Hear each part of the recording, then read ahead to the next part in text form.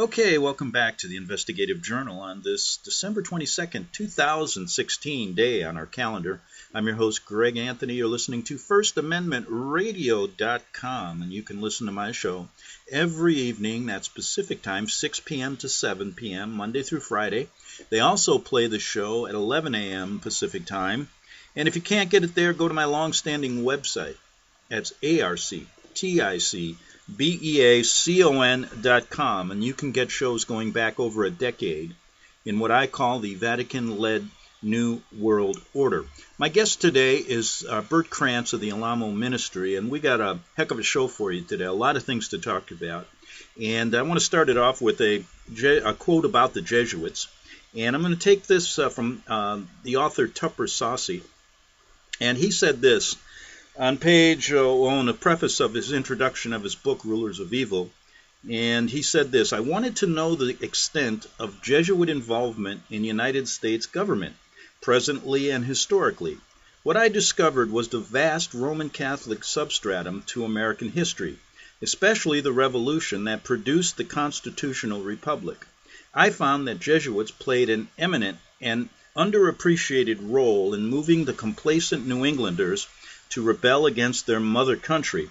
I discovered facts and motives strongly suggesting that events that made Great Britain divide in 1776 were the outworkings of the ingenious Jesuit strategy.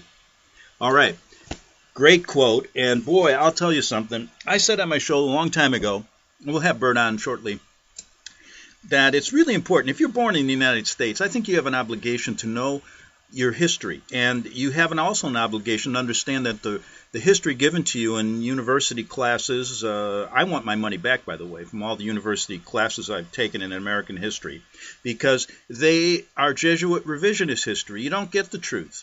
And when you start understanding that the Vatican was deeply involved in this revolution, creating the American Revolution for a reason, to get their dirty hands into this country and to one day take it over.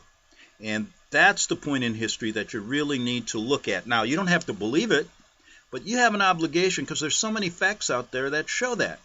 Now, I also said this: if you're born Roman Catholic, if you're born Episcopalian, if you're born Baptist, whatever you're born, you have an obligation also to understand the hierarchy of that particular religion you're born in.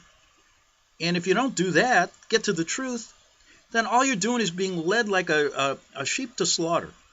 And so remember that. Now today, the reason I'm saying that is today, Bert, and this is interesting, there was a Pastor Jeffries who comes on, and I have to watch Fox News and CNN just to present some kind of halfway intelligent argument here. And this really told me the whole story, and I want to get your comment about this. This Pastor Jeffries, a very outspoken evangelist, so to speak, and he's an Episcopalian, and he's been very outspoken about wanting Donald Trump to vote for Donald Trump because he is going to end Christian persecution in this country and around the world. And then they play on this show, Varney and Company, on the Fox Business Channel. They say, well, listen to a clip about what the Cardinal Dolan from New York is saying.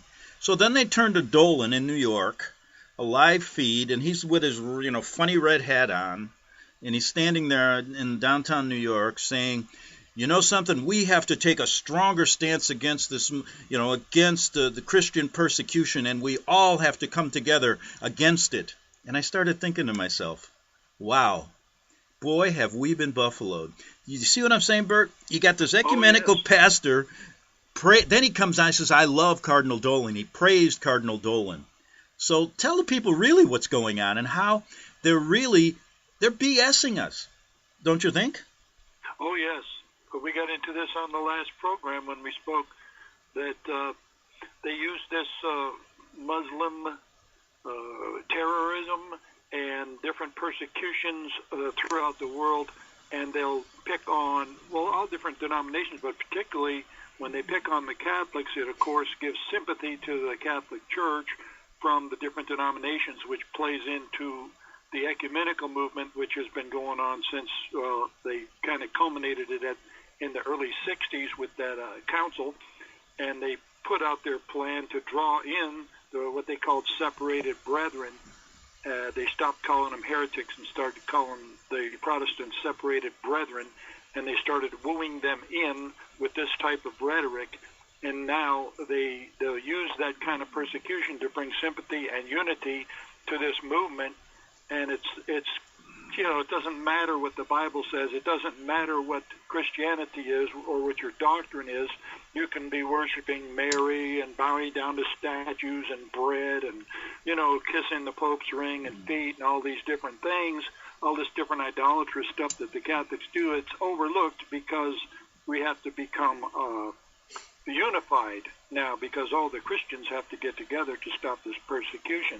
All the while, the real persecution of the true Christians will continue, because the Christians, the quote-unquote Christians that are joining in with this ecumenical movement are some of the very people that are persecuting the real Christians, which is happening in the United States right now. Right, and if you listeners go back to my last show with Bert, we made the analogy very simply. We have a ministry, Bert's with the Alamo ministry, and they've been persecuted for 40 years because they've been preaching the gospel as the Protestant reformers have. They haven't come under the umbrella of the Pope, like that Episcopalian pastor Jeffries, and they're not afraid to talk about the Vatican as the Antichrist organization, just as Martin Luther did. Now, the point I'm trying to make is, why would our government come down on this ministry? And boy, they have. They put their pastor in jail for 175 years. They've taken away their children. They're taking away all their land. They're trying to. Now, why would they come down on them when they allow compounds and real Islamic radical cults to exist right now in our country? And there's one up in New York. We mentioned it. It's called Islamberg. And there's photo. You can see pictures. The FBI monitors them, does nothing more, allows them to carry weapons, and they're all saying death to America. They live on a 60, 70-acre compound, and they say there's about 30 of these compounds all over the country, but they don't raid them. They don't kick them out of the country.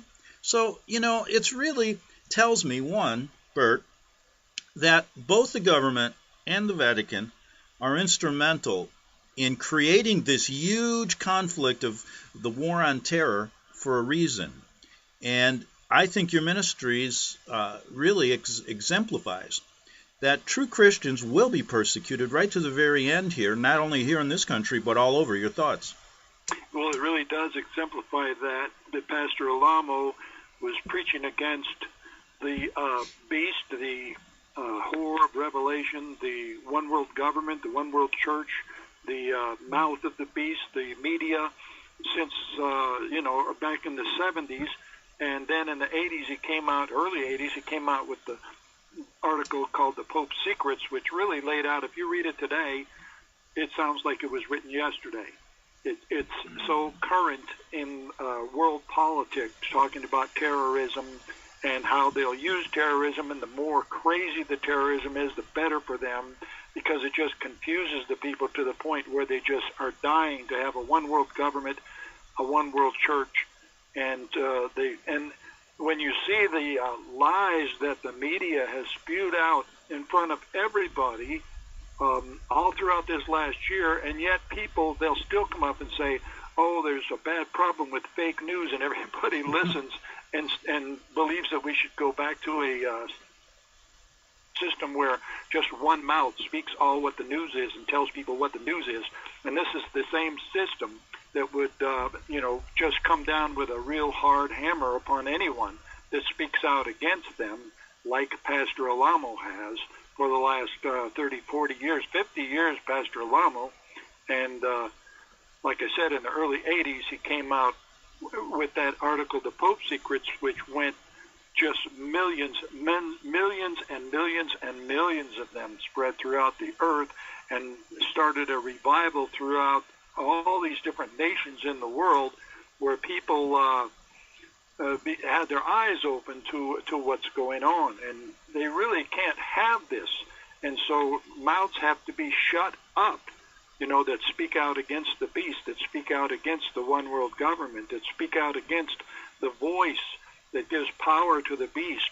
And Pastor Lamo's that voice, and they have falsely charged him and convicted him and falsely imprisoned him now. He's been a political prisoner now for going on 9 years of a 175-year sentence that they gave him. He's 82 years old now, and he's still preaching the gospel of the Lord Jesus Christ, as powerful as ever, Greg.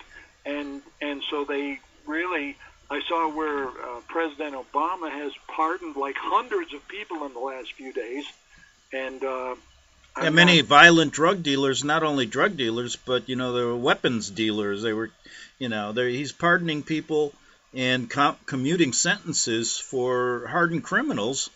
And I just wonder how many innocent people are sitting behind bars, Anyone that it has the guts or and the courage to speak out against the Vatican, the one world government, they're all, or many of them are in prison right now.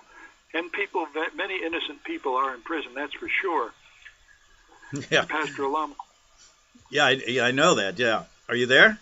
Yeah, I'm here. Okay, good. Something just popped up on my screen here. But anyway, what I wanted to do, if you go to my show yesterday, I referred to the Pope's Secrets article by another website who covered it and was supporting Tony. I just found this website. And you can go to my show and get that. And then I made this kind of analogy because people emailed me and said, well, how can you put the Vatican together with all of this and the government? I mean, isn't that a stretch? And I still get those emails. And I said, well, listen, look at it this way. So I presented it yesterday. I said, you have to understand that there is a more than 99% chance, not a chance, but I would say almost 100% that the Vatican, way back when, created Islam. This war this war between radical Muslims and Christians, this isn't the first time.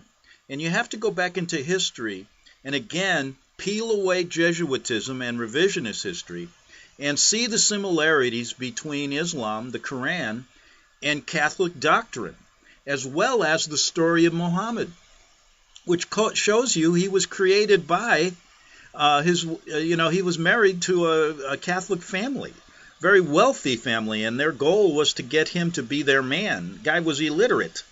And if you read about Muhammad, he was trained by priests who taught him the St. Augustine doctrines. So you see the similarities of Islam and Catholicism, and then you start to understand they created this enemy, and they're doing the same thing today. So now, Bert, think of that. We got that cemented. If people in this country understood this, we could get this story out, but they can't have it. They have to hide it. Now, look at our government. And I made this analogy yesterday, and I think you'll find it fascinating. If you look at the countries of the world right now, let's say Europe and America, all of the leaders, like Renzi, like Merkel, like the French leader, the British leaders prior to Brexit, and Obama, all seem to have this open door policy of allowing, first ISIS to grow with their foreign policies, which are devastating to America. And you see this growth of ISIS, and all of these leaders were just letting Muslims flood into the country, these refugees flood into all of their countries. And now what you're seeing is just the opposite. Brexit, we got to close our borders. Merkel will be out very quickly. Renzi in Italy is gone. And then you're going to see France follow. And now America's changed with Trump. So now what's happening? They're bringing in the other side. Now everybody's going to fight ISIS, and this chaos is going to continue. So it is my contention that this strategy was to allow ISIS to grow, and then now to bring in this force to fight them, so there could be this huge chaos in the coming years. Your thoughts? That's a very good analogy, Greg. And one thing I've noticed is that Obama, in the last days of his presidency, is bringing in as many Muslims as he can. They're flying them in from all over the place, thousands and thousands and thousands of them, and they're putting them strategically all throughout the United States. And what you're saying about these training camps for them, they're not only condoned by the government, but subsidized. You talk about that Fethullah Gulen, and, he's being paid for by our tax dollars. And, this definitely is all linked in to the strategy of creating a one-world government. You get that chaos, and you get the friction going on between the races, between the Muslims, and there's just going to be. It's just leading up to a one-world government, Greg. The details of it, sounds like you have a very good take on it, probably better than me. Well, you know something. What happens is you see you know as well as I do. We can't be sure exactly every move they're going to make in the future. We can't tell the future, but the pattern is there. Trump is here for a reason, and like I said before, so was Brexit, and so was what's going to happen to Merkel when after she allows 1.2 million refugees into. You imagine what that's doing to Germany. And go ahead.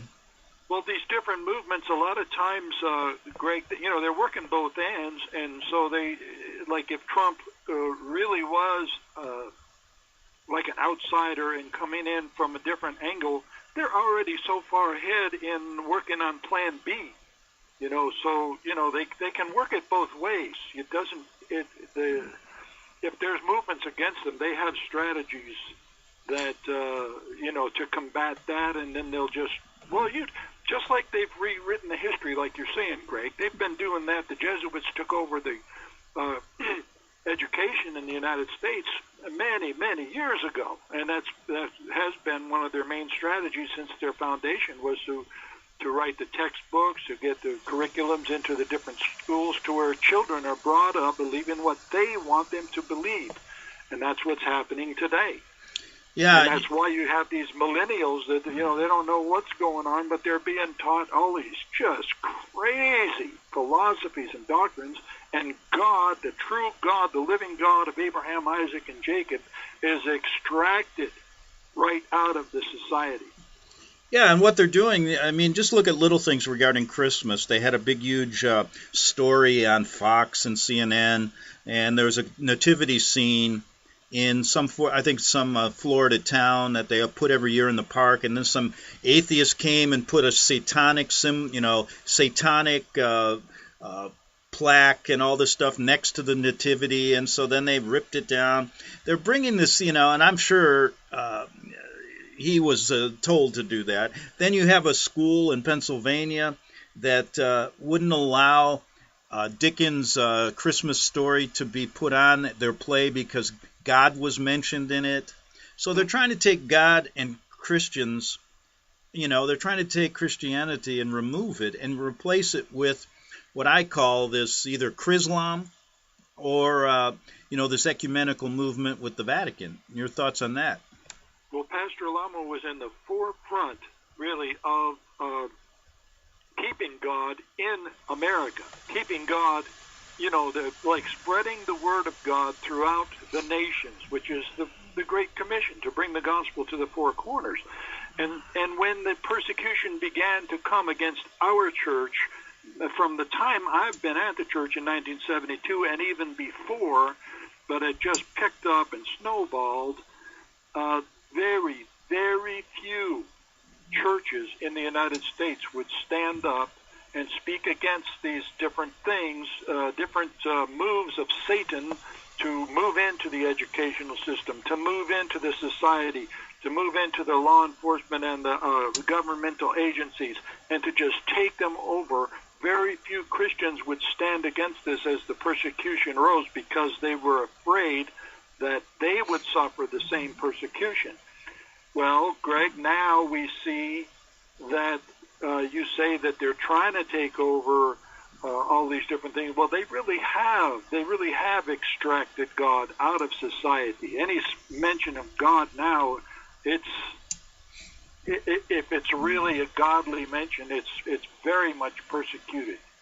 And you can lay the blame for it right at the feet of the churches, Greg, because they would not stand when they had a chance. And now the only chance right now is for God to really step in and make a move, because America has turned her back upon God, as has the world.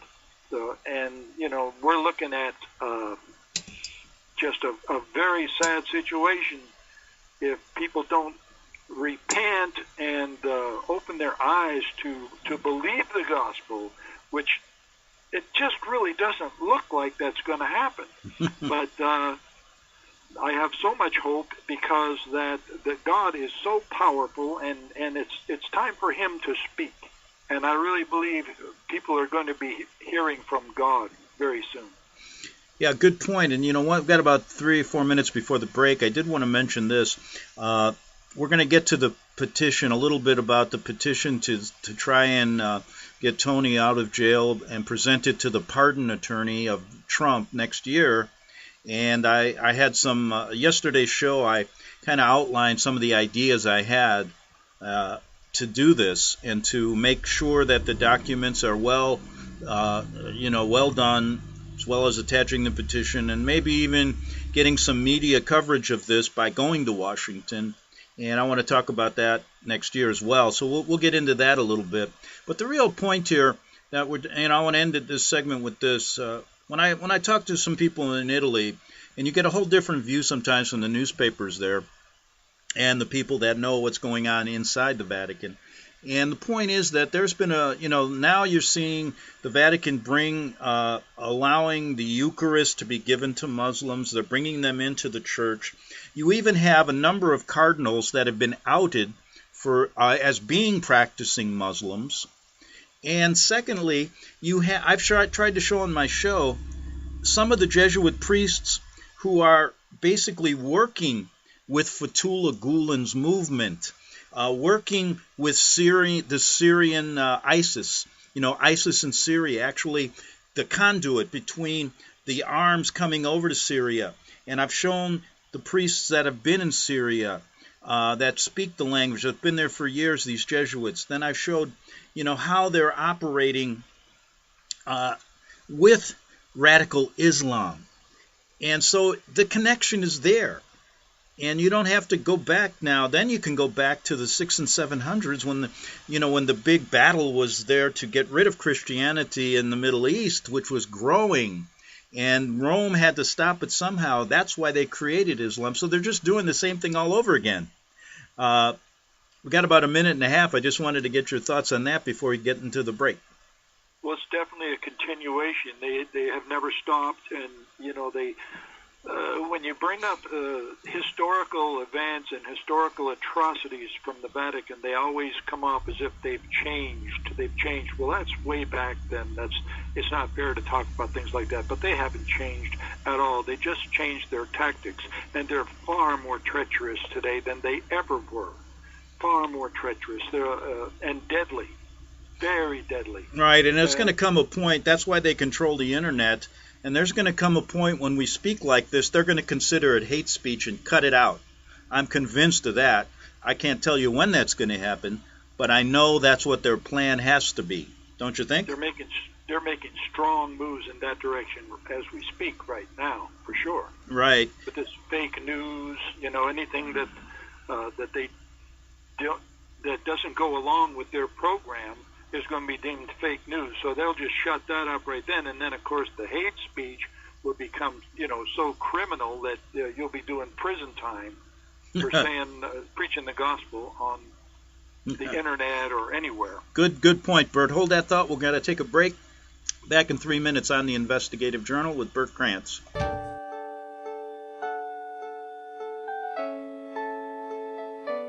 The program you are listening to is 100% sponsored by you, the listener, on this First Amendment Rights Media channel.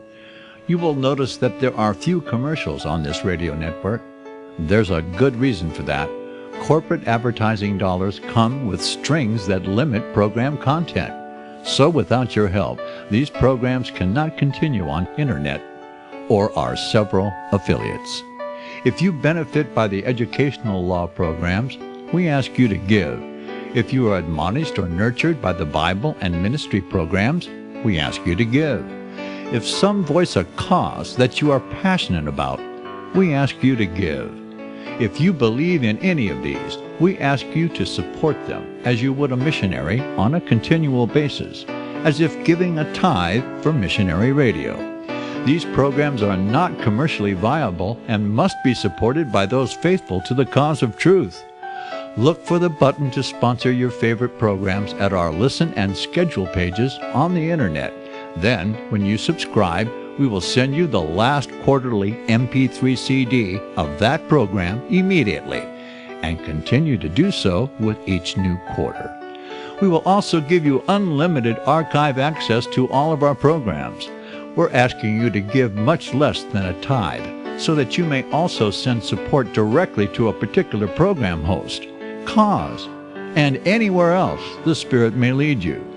Do all to the glory of our God and Creator, for His holy nation, the only kingdom that will last forever. Thank you for listening.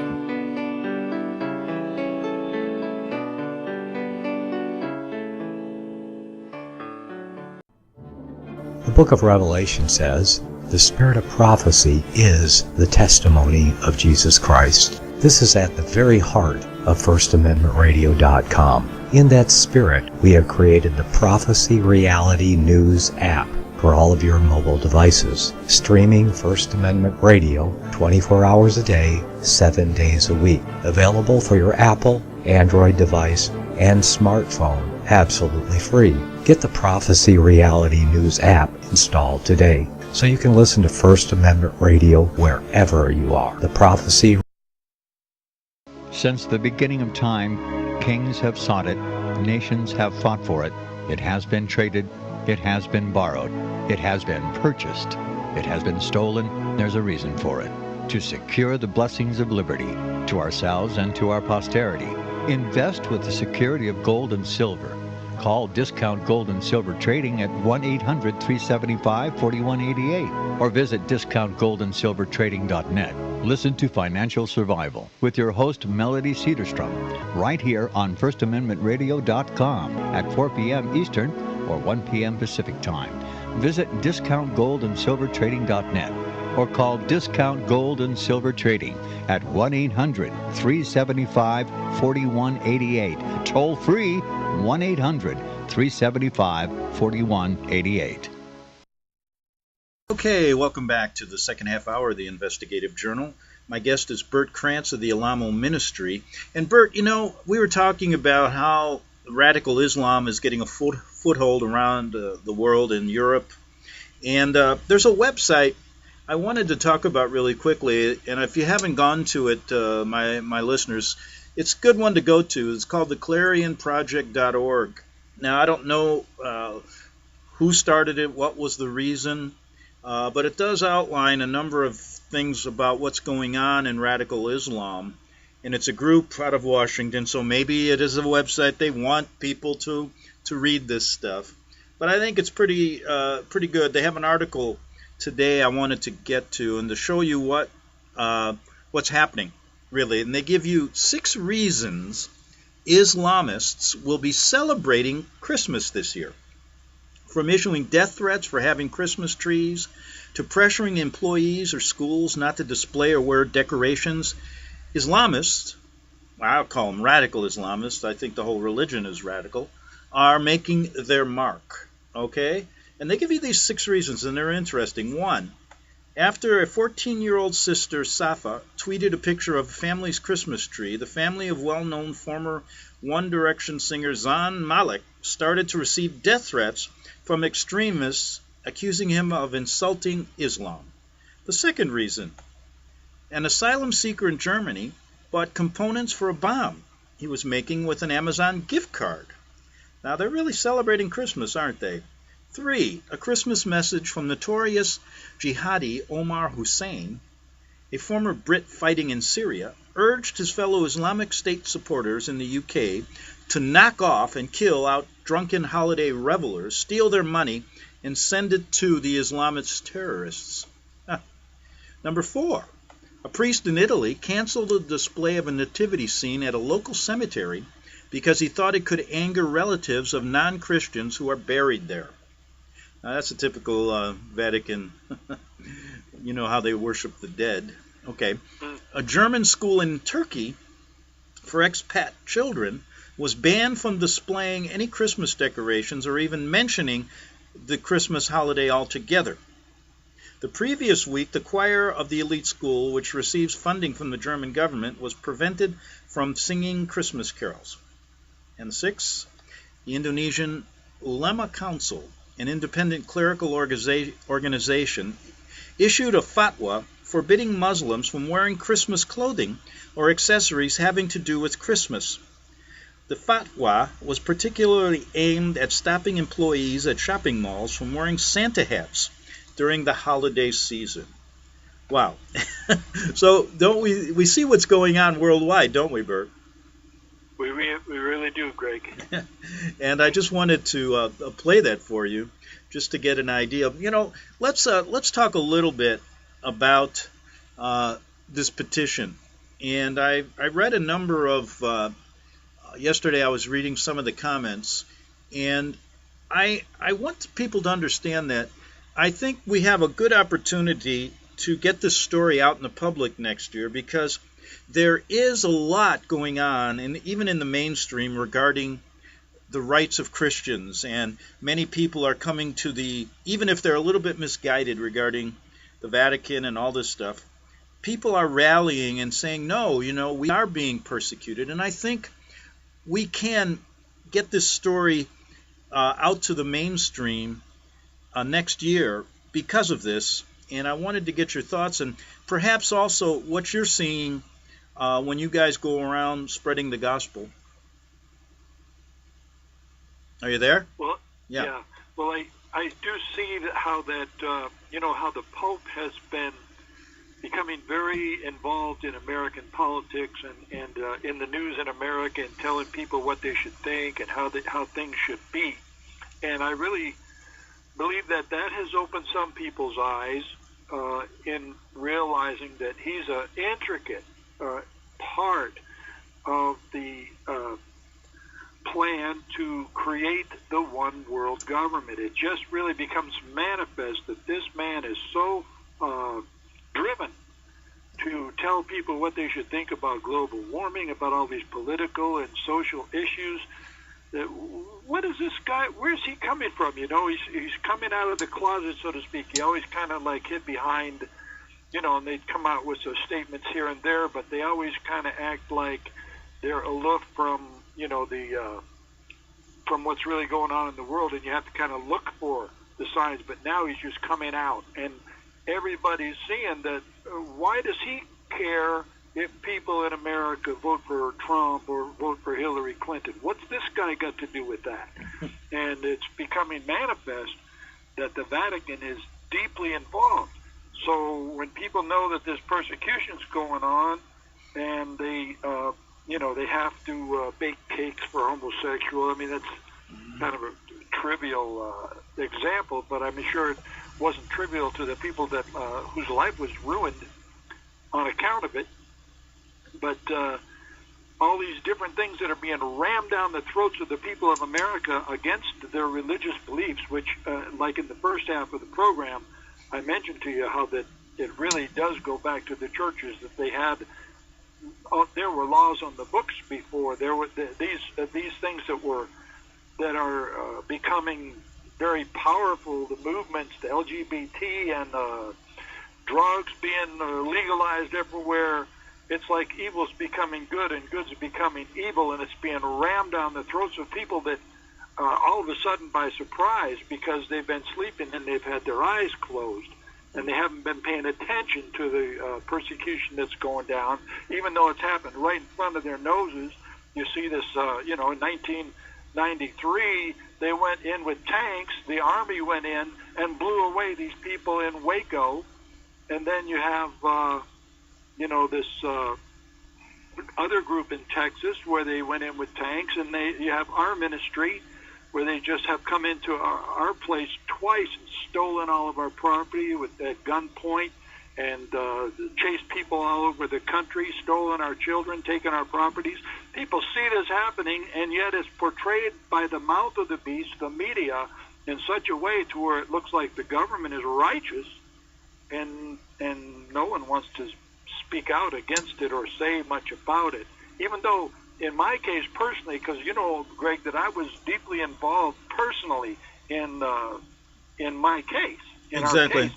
And so I saw from inside, I met with a lot of the people that were bringing the persecution personally against us. I'm talking about bureaucrats that were deputed to say, take money from me, or I had to report to this or do that. They knew that what was going on was wrong, but they wouldn't say anything about it because they had pensions, they had a good job, and they didn't want to lose their government pension. And, you know, and they'd say, oh, I know what they're doing is wrong, but, you know, well, they wouldn't do anything about it. No one would speak up. And the same thing with the churches. I went to different churches and asked them, well, if they would help in the to put out a petition the government to pardon Pastor Alamo back when he was doing his time when they falsely accused him of tax evasion. I went to different churches in Fort Smith, and they would say things like, oh, I should just shake the dust of my feet off against him because he's not a Christian. They didn't know Tony Alamo for nothing. Right. They didn't know Tony Alamo at all. All they knew was what they read in the newspapers about him. And they didn't have the guts to look into it and to stand up for what was right at that time. And now look how much further it's gone, Greg, and how worse the situation is. Right, and you know, looking into your case and in the ministry's case, we know that I've already had, you know, we've talked to FBI agents who, you know, actually had sworn testimony that was never allowed in court in Tony's criminal trial, saying that they were told to try to frame your ministry. They were sent there to try to get you to take weapons, to try to get you to take drugs, to find some way. And Tony always understood it and probably prevented your ministry from becoming Waco, correct? I think they wanted you guys to be Waco. That's correct. Tony always had us really broadcast throughout the world that the fact that there are no weapons allowed. And when you talk about these testimonies of people that were sent in by the government to infiltrate our church and to frame Pastor Tony, even assassinate him, and there's many testimonies of that. And in every case, well, there might be cases that I don't know about because they never confessed, but in every case where they confessed, they saw that our church is squeaky clean, or they were converted to Christianity even, and confessed that the government had sent them in to destroy our church. Right, and even during Tony's criminal trial, they tell him what they came to you and said. That's interesting. They came to me and said that if I would just help them in their case, lie about Pastor Alamo, just tell them a few lies, that I would have my children back in 1 week. And I know you refused to do that. I refused to do that. Now, a little context on that, in case someone hasn't heard the story. I had 6 children stolen from me on the side of the highway in Texarkana, Arkansas, and I went through a year ordeal of them adjudicating there's two different issues when you have your children stolen by the state. First, they find you dependent neglect, and that gives them the authority to keep your children. And then they have more hearings to terminate your parental rights. And so that's 2 separate cases which has to be appealed 2 separate times at the state level and then at the federal level. So it was a long ordeal of fighting these people to get my children and to keep my children. And it went to the Supreme Court twice, and they just rubber stamped what the state said. And in the cases, in LD appeals, they never would address that there was any abuse of the children or any good reason why they should take the children from me.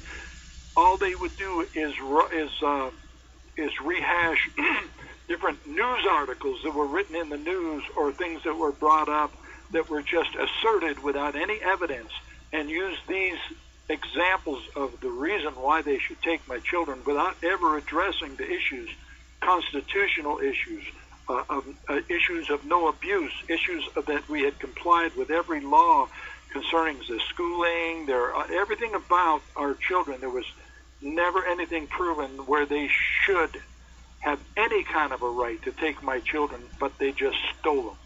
Right, and I researched this case myself and found there was never any abuse, and they could never prove any abuse, and they still got away with it. And it tells me the fix was in with these judges, even to the top levels, don't you think? Oh, absolutely, absolutely. At every level. And, that's a good point, because there was that businessman in Texarkana that was converted to Christianity through our ministry, through Pastor Alamo's testimony and the writing. He wrote this book entitled The Messiah that proves that Jesus Christ fulfilled 330-some prophecies in the Old Testament, proving himself to be the Messiah and God himself in the flesh. And when the man read this article, he was converted to Christianity. He wanted to go to church, and there was no churches open. He came to our church and was converted, and he was very connected in the political system of Texarkana. And when he'd read the different articles where Pastor Alamo would break down the corruption of the federal government and the world government, he would always say how he knew that this was true, because that's exactly how the corruption works at the local level. Identical. Mm-hmm. It goes all the way up from the top to the bottom in the same way. Right. And, tell us, just update us on what you went through and the status of all these children that were taken from the ministry right now. Well, I don't know the status of all the different children, but I know that, thank God, they didn't rename my children and then just send them out to unknown people or sell them off into the way that they do with so many children, where they sell them off into these pedophile rings. But my sister got my children. But during the course of this time, as I stated, they were taken from me on the side of the highway. There was a video of that, but it was just a very, very painful experience. My wife wasn't there with me, but she heard that it was happening. She was in the courtroom when the judge put out the order, and they sealed the doors of the courtroom so that the people in court couldn't go out and give any kind of warning or try to do anything to protect their children.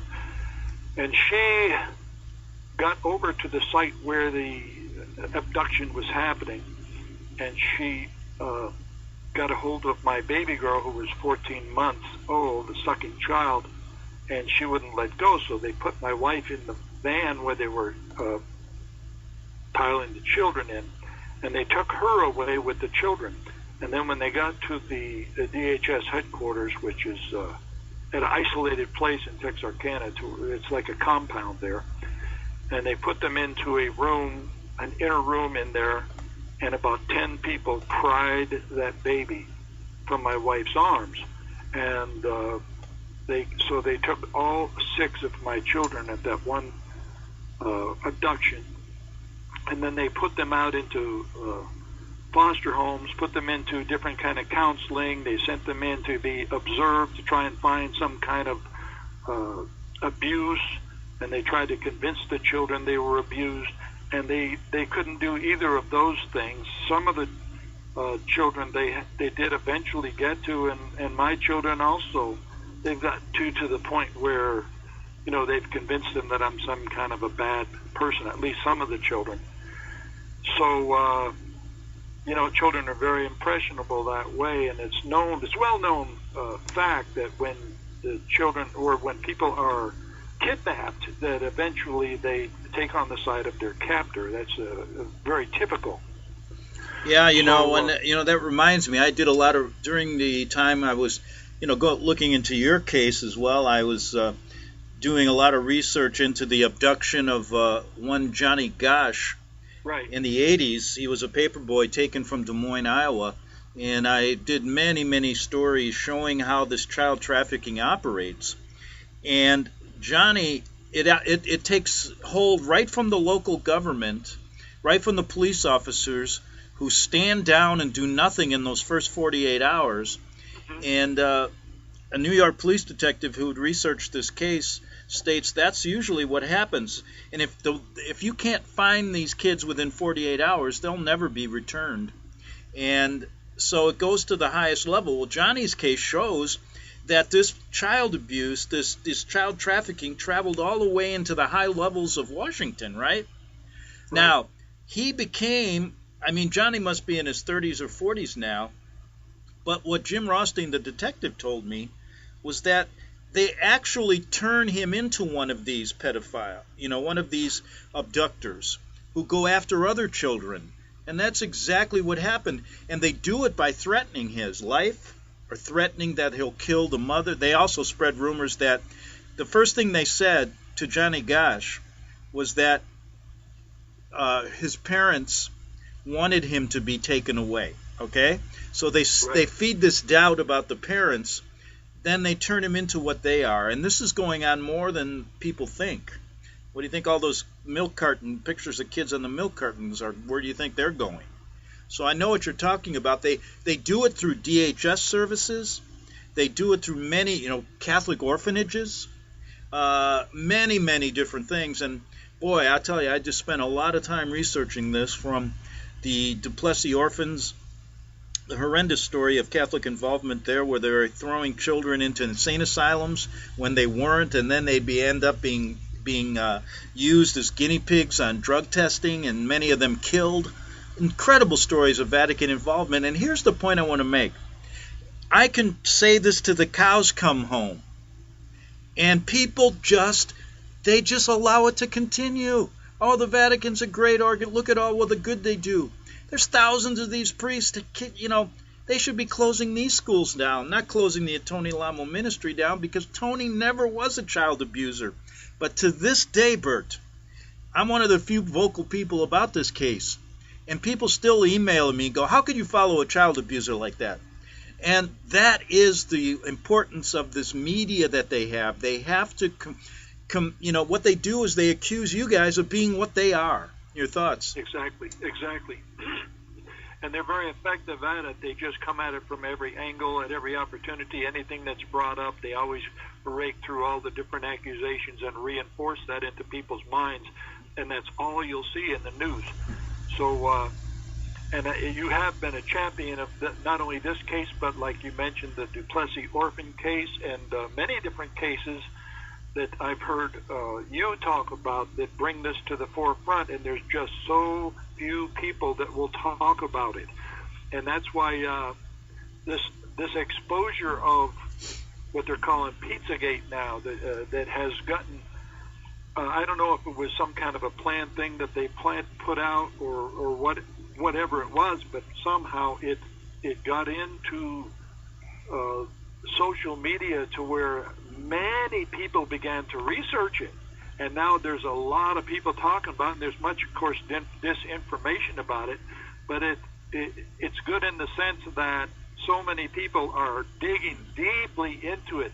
And if people dig deeply into that, they'll see that it goes to the highest levels, not only in our government, but in the world governments and to the Vatican. And everybody knows that the Vatican has been involved in pedophilia.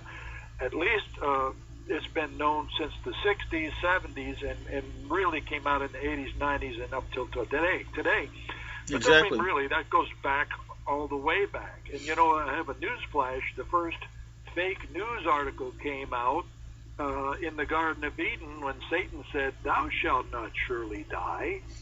That's yeah. Good point.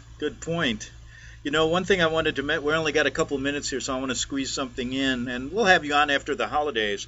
But regarding this petition that I want to get to the pardon attorney next year, after the holidays, I am going to contact, I've made some overtures, but to Jim Rothstein, this old New York police detective. He's a mayor of a small town in Minnesota right now, and I am going to solicit his help to get more attention to this through his connections. And I think he'll be a big help because he can really bring in a lot of information regarding what's really going on and the real involvement of the Vatican as well as our government in these pedophile rings.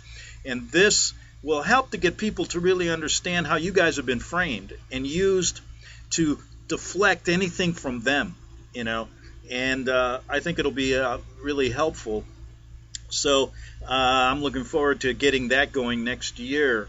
But you're so right. I mean, I just look at this case and I go, on every avenue it was a frame job. I've never seen anything like it.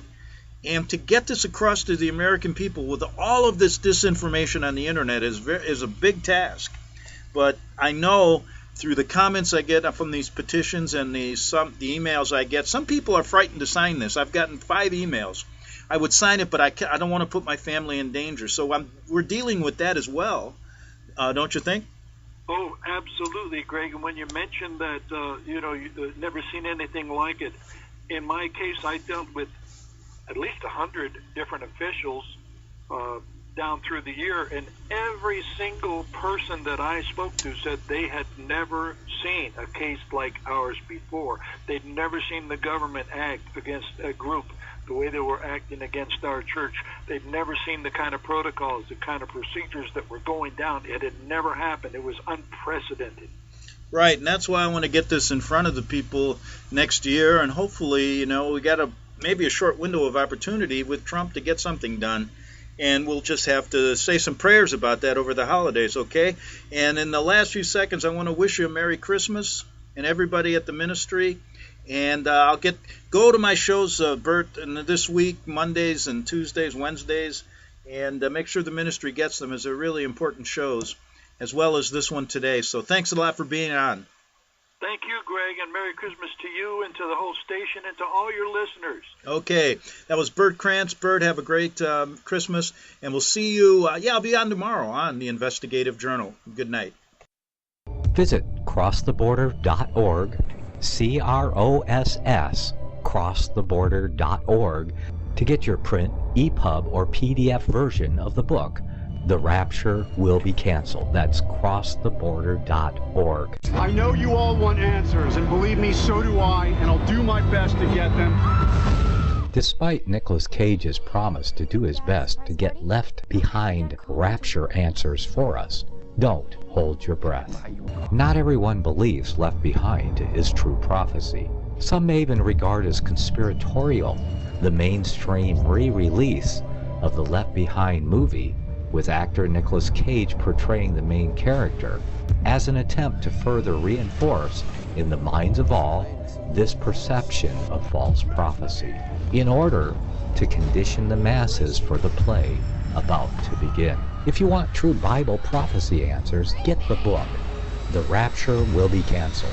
The author exposes the Latin rapture origin, the 7-year tribulation deception, true Bible revelation of Daniel's 70 weeks, the abomination of desolation, the restrainer, America in the Revelation, the image of the beast and the mark of the beast, and the truth about God's chosen people, and so much more about Bible prophecy.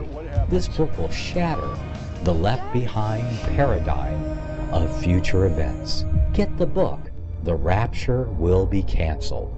Visit crosstheborder.org, CROSS, crosstheborder.org, to get your print, EPUB, or PDF version of the book, The Rapture Will Be Canceled. That's crosstheborder.org.